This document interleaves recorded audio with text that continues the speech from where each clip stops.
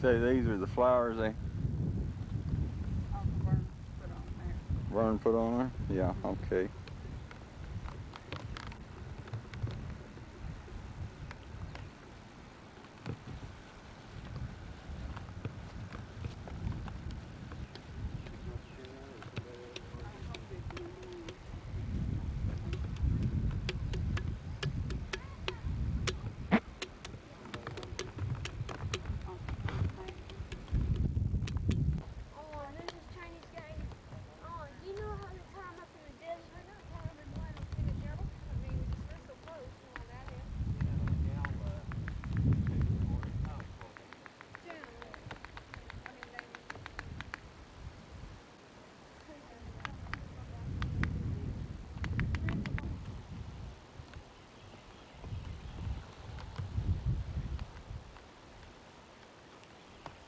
Can't read the lettering very good because the sun's reflecting off of it. There it is.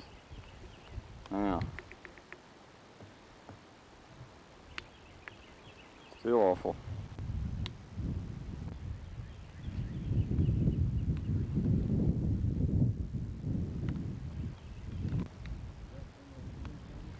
Yeah, this is some more of the Miller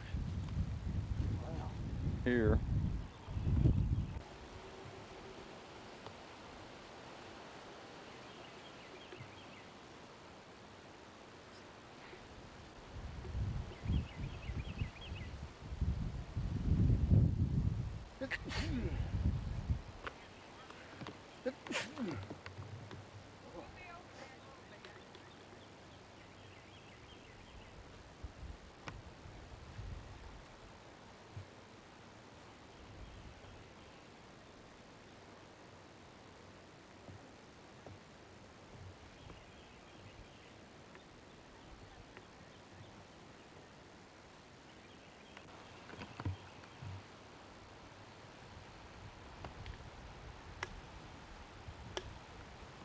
What?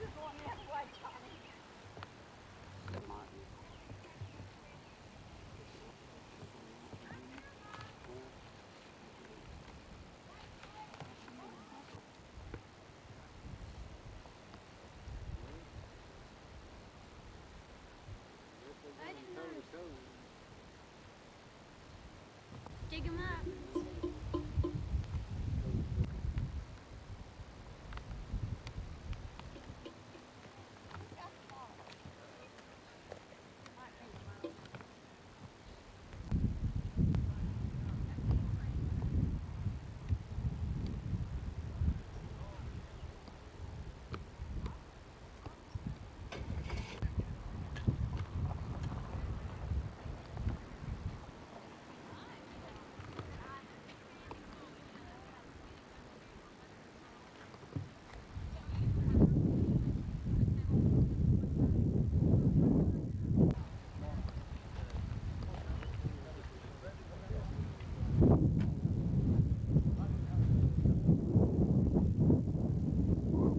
I might be able to get up close and get him.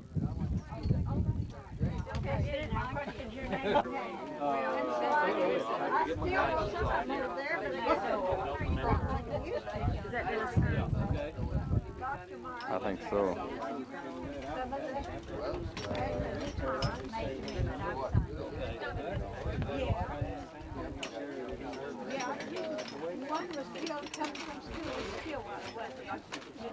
Thank you. Oh, you're talking about Mark. Nothing did it? Maybe a hat. Jerry. Jerry, yes. That's a good place to come. I saw her mother. He doesn't live very far from us in California. Got anybody? But it's down there, Pop. What about Mr. Ben. Mr. Ben. Well, Jim, I think, I caught him.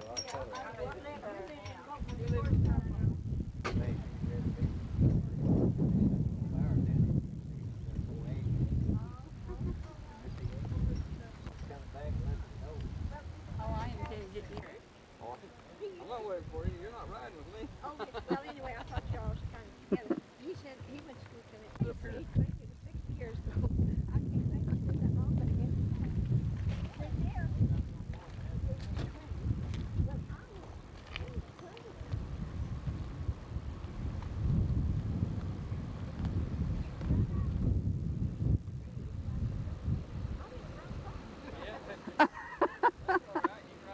Well, thank you, thank you. Ah.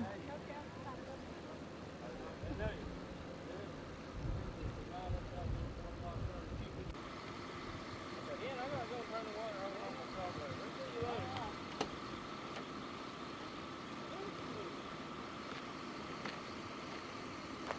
Did I miss you?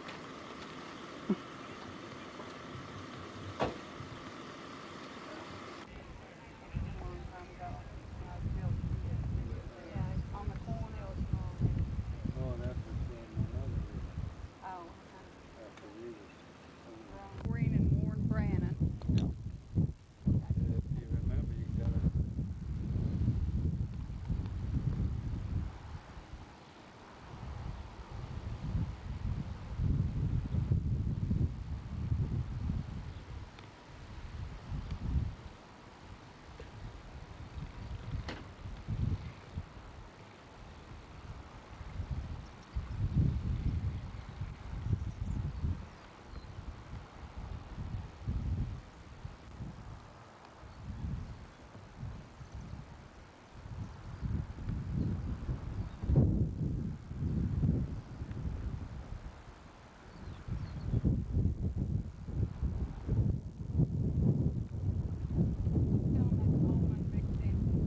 Well, they can see it.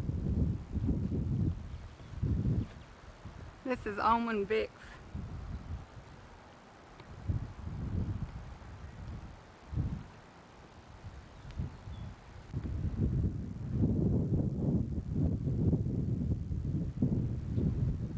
This is the McCulloughs.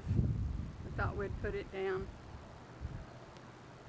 Got the sound on? Yeah, Mhm. when it goes, it's got. Hi Dorothy, hope you're feeling better. And hold it. You ain't ready, are you? Yeah. Go ahead.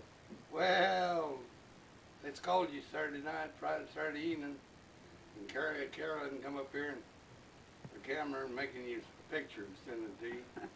I hope you're feeling all right. I got a. I don't know what Tell her all. I hadn't showed you them pictures yet. Carolyn ain't showed me them pictures yet. I guess she's going to. Some of these days anyway. And we'll see you later, Dorothy. Decorate your grave. Oh, we went over to the decoration. Went over to the cemetery at Locust Grove and here at Pryor. And Give ours this check. Hogan. ours sent a check up here to give to the cemetery and had to take it over there. She don't send it straight through. She sends it roundabout way up here. You all and Bill get straightened out, come down and see us. Down there. Oh, she did that. No, you go ahead. You know how to write better than I do. I'm probably getting dizzy. Don't go too fast there. Well, I can't get far enough up. This is her kitchen. Dining room.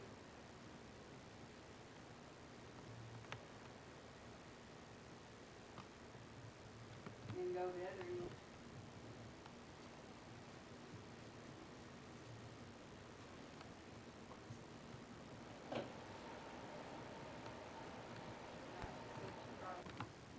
Where they lived and everything. Where did they live? They At lived- Peru when he Prue, at Prue, and they had land 160 acres in around Prue there somewhere. And all I know is my granddaddy borrowed Dad's team and buggy and come to Tulsa for some reason, and he got drunk and the team run away with him and killed him, threw him out of the buggy and killed him. Well, Dad was planning to get married, and when that happened, well, he wouldn't get married. and he's going to take care of his two brothers and sister. Dad was oldest, Which sister? the only one he had. Well, where would you think that he might be buried at? My granddad? Yeah. I imagine around Peru over there somewhere. Well, it's underwater now, isn't it? Well, Where yeah. it was? Well, They were moved supposed it to though. move it. Yeah. Thing back up on the hill to New Peru. So in the, oh well, go ahead and I'll Anyway, say it. wasn't long after that, my mother died, my grandmother died, and old man Brown took two youngest boys and kept Keep your them, hand down. and somebody took the girl. I don't know who took the girl. Well, would your grandmother be buried with your granddad? I don't know, probably so, because she didn't die too much longer after he got killed. She died. And then Dad, he went to range bumming. He went to punching cattle then and punch cattle. Didn't you tell me he worked for 101 Ranch? Yeah, That's what I thought. he told me he was the cheapest outfit he ever worked for. And, Do you know what year he might have went to Idaho? no, I was on the tail end of the whole thing. Oh, it was. He went from here to Texas. Then he come back with a bunch of cattle from Texas, and they loaded them up in Tulsa. And went back to Texas. Then he worked, he was kind of a range bum all the way on through to Idaho. Idaho. And when he got in Idaho, he was 36 years old, and he just sold his horse and put his saddle in a trunk and shipped it back here. And the old trunk that he shipped his guns and his stuff back here in, Dorothy's got it, the top there. What did you say? What was it? Didn't you say that he had pearl handle guns? Two 44 pearl handle pistols, and nobody in the family will ever admit that they had them. I've seen them. I know they had them. Where they went to, or why the other kids didn't ever see them, I have no idea. But my mother told me a lot that she never told the other kids.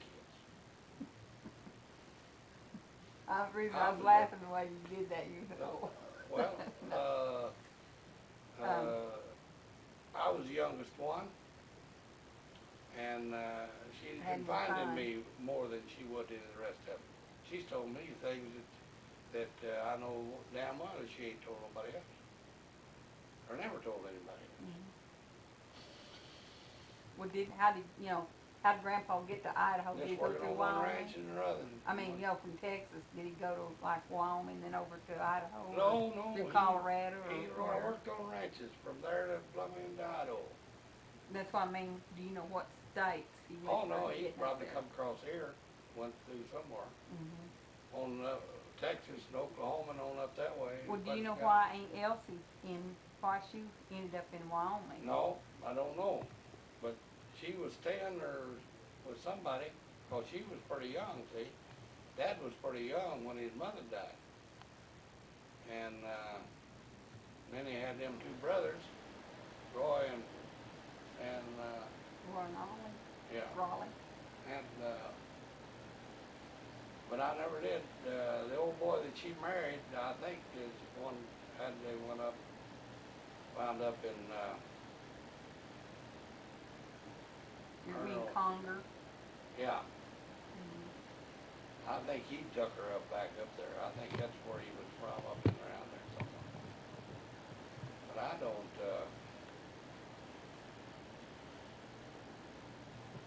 Dad run in the land race when he was underage. Okay, do you know which land race? What year? See, there's 5 of them. All Was right. it the very first one down there by Stroud, that one? Or, I mean, not Stroud, but what was the first capital of Oklahoma? I don't know. But Guthrie. Guthrie. Well, he was 17 years old, so he 18. didn't figure out. 18, and Mom was 20 years younger than he was, and everything, all just put together and figured it out. Something about when they run in the land race. Well, now, hey, they jumped off on the Arkansas River, that's all I know. Oh, they did. And lined up on the Arkansas River, the one that he run in. So that's probably the one up here then. Yeah. They started on the east bank of the Arkansas River or whatever bank. It wasn't the Canadian, it was the Arkansas. It could have been a Canadian, but it was in 1889.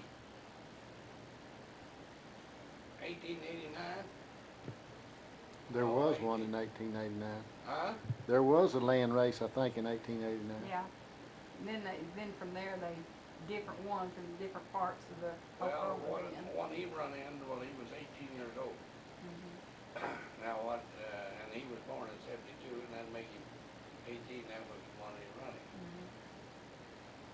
But, Howard always had him 2 years older than what he was, and Younger. no, younger than what he was. Younger. But he was born in 1872. Well, him and Grandma, you know, they always fussed about when their birthdays was. Who was the eldest? So who was the eldest? I don't know. About her and Grandma, Grandpa and Grandma. I don't know how old he was. What do you remember about Grandma Miller? Oh, not much, not Oh, that you much. don't really? You think to find their graves to look in the county that Prue's in then would be the best Prue, place to start city of hunting? Prue. Prue was in Tulsa County, right? No, I don't think so. Was it Paul Husker or Osage? Osage, I think. Now, they got a new Prue over there. Yeah. And they moved the old Prue and the cemetery up by towards New Prue. Okay. And New Prue is where they lived, though. Old Prue is, Old Prue. now they had 160 acres around Prue. I don't know whether it's right around, but they had 160 acres, what So- they call it. So we can find that on the deeds then. Yeah. Yeah, well, see, I never knew where, you know, to look. I think you'd find my dad and my grandpa and grandma both up there in the graveyard where they moved up on the hill from Prue. Do you think that's where Oscar probably, No, Oscar down here. no, I mean his wife, you know, they said they buried her up there somewhere and, Well, I don't know.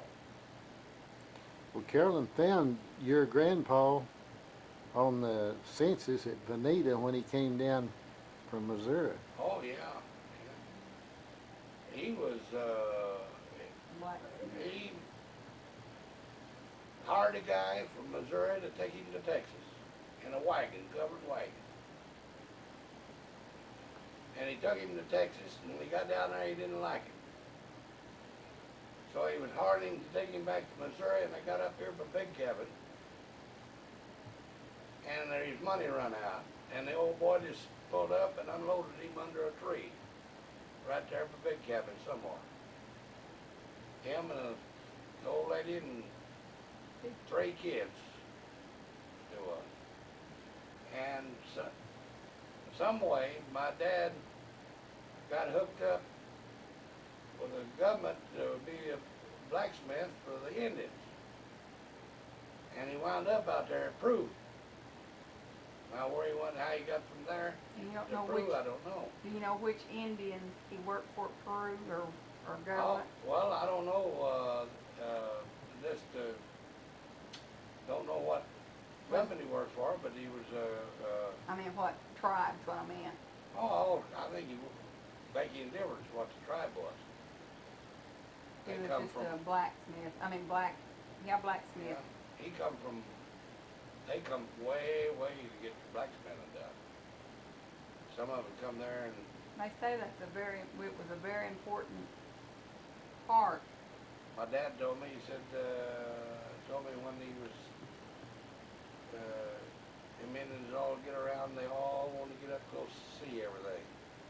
And he told him, he said, when them Indians get up here and I get my nod, get you a piece of iron and put it in Water, maybe? in forage and get it hot as you can get it, and then get it over here on the anvil and start beating the hell out of it. That fire would fly, and then get them Indians back away from the anvil so that Grandpa could work. And I learned about Grandpa eating dog's head. Ooh. there's one, my dad told me this, that they had one Indian that leave home early in the morning and get up there and get his blacksmithing done, and it'd be about noon, and they'd get him to come in and eat dinner with them. And so he'd be in the night getting back home, see. So one Sunday, he was up 16, 17 years old, like that. And he went down in there one Sunday and messing around, and he come by that Indian's house about noon.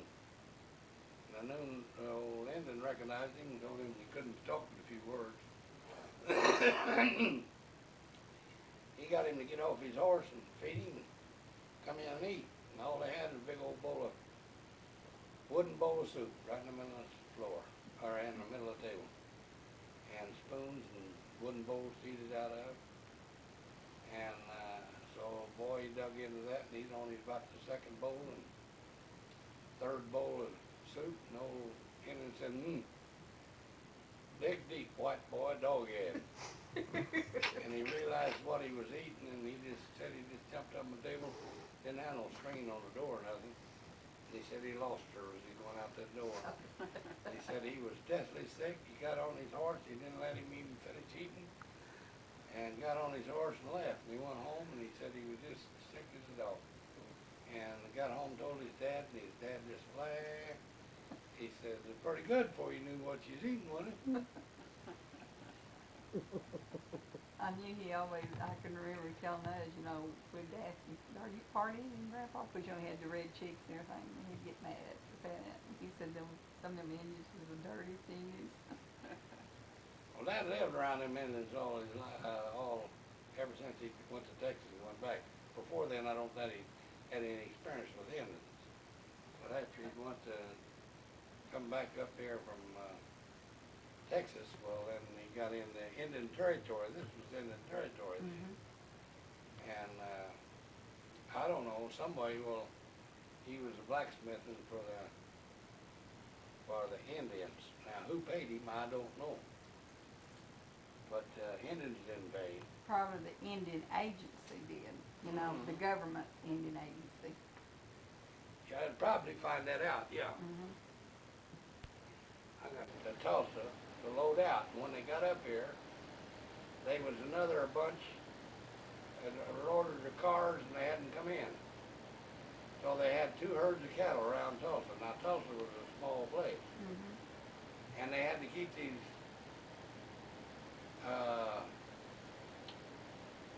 herds separated. And so they were short-handed, and they'd be a guy from, say, one of them herds that would go to town or go run down Tulsa to get them chewing tobacco and stuff like that. And he'd go by the other place, and they'd get their order, and they'd go down and get it and bring it back. And they was all short-handed holding these cattle around. And then when they went to load out, well, they loaded out this other outfit first, and they used what experience, what extra help they had. And they stayed, them Texas guys did, and helped these guys, other guy, my daddy. And he was just a young guy. So they would lope their horse downtown in a hurry. And they had an old deputy down there, an old, I think we would call policeman today. Yeah. But he would make them trot their horses, no running, loping their horses downtown. So when they got loaded out, the train loaded out, and them old boys going to head back for Texas. Some of them hollered, "Hoot," said, let's go by and make that goddamn cop throw his gun in the pond. There was an old pond out there behind the depot. So they went down there, and he didn't pull his gun, but 2 or 3 other, whatever it was, pulled their gun, marched him up there, and told him to throw it in. So he made him throw his damn gun in the old pond, and they left and went on Texas. You had never never see him again. Yeah.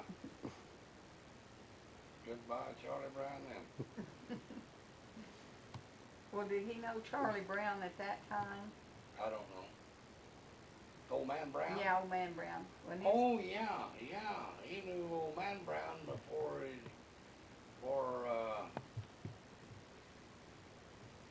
see, Old Man Brown is one that took, them two younger boys and oh, okay. wanna, take care of. Well, what was his first name? Was it Charlie Brown? No, I don't know. Oh, No, I don't know what his name was. But, Dad knew him, I don't know how he got acquainted with him or anything about the Old Man Brown.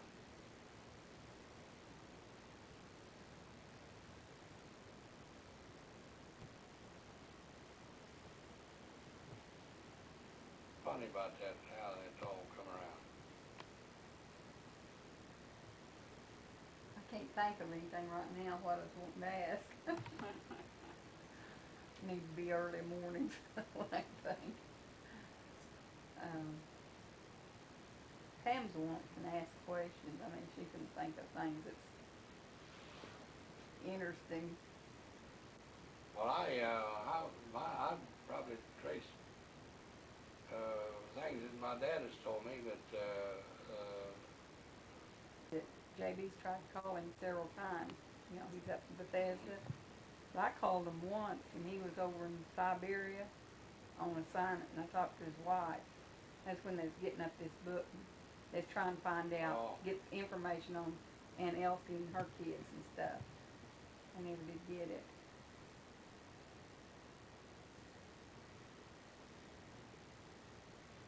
well, they come down at home, Aunt Elsie and her husband. When I was a little bitty guy, they come down from up there and come down here. And I couldn't have been over 5 or 6 years old. Mm-hmm. But you remember that. A big old touring car. Oh, they didn't Yeah. come on a train then. No, they come in a car. You know, that would be a long old way. Oh, God dang right. That's the only time that she ever come down here. The only time that Dad ever seen her, I guess, after that.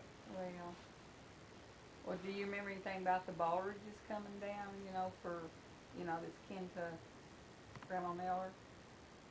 Oh, a little about them, but not very much. At Maddie's funeral, there's one of them asking about you. Yeah. I know his name when I hear it. He's the older one, you know, that did some welding. I think Daddy went down there and he's going to show him and Yeah. Jack how to weld for pipeline or Mhm. something. You know his name? Mhm. Sure don't. I got tickled at him. This Calvin Baldridge. Turn it off.